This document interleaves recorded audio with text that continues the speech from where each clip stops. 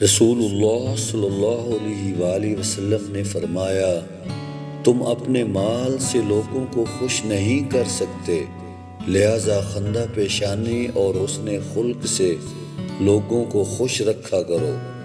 اپنی کمائی پاک رکھو، تمہاری دعا قبول ہوگی۔ بہتر ہے وہ شخص جو دیر میں خفا ہو اور جلدی راضی ہو جائے، اور بدتر ہے وہ شخص جو جلد ہی غصے میں آ جائے اور دیر سے راضی ہو۔ مجھے غریبوں میں تلاش کرو، کیونکہ غریبوں ہی کے ذریعے سے تمہیں مدد اور روزی ملتی ہے۔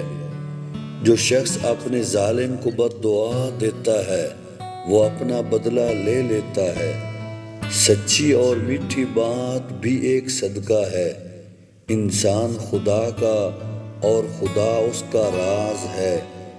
دنیا بیماریوں کی جگہ ہے اور لوگ اس میں بیماروں کی طرح ہیں۔ جب اللہ تعالیٰ کسی بندے سے بھلائی کرنا چاہتا ہے تو اس کو اپنے نفس کے عیوب دکھا دیتا ہے۔ خواہش نفس اور شہوت ابن آدم کے سرشست میں رکھ دی گئی ہے۔ خواہش کا چھوڑ دینا بندے کو امیر بنا دیتا ہے اور اس کی پیروی کرنا امیر کو اسیر بنا دیتا ہے۔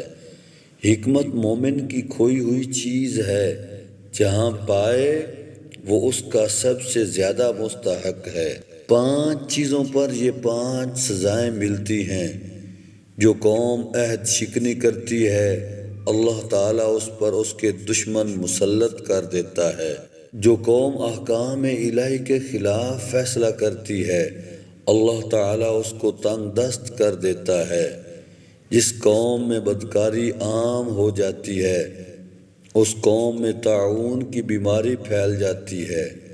جو قوم ناپ تول میں کمی کرتی ہے وہاں زرعی پیداوار میں برکت نہیں رہتی اور وہاں قحط سالی پھیل جاتی ہے۔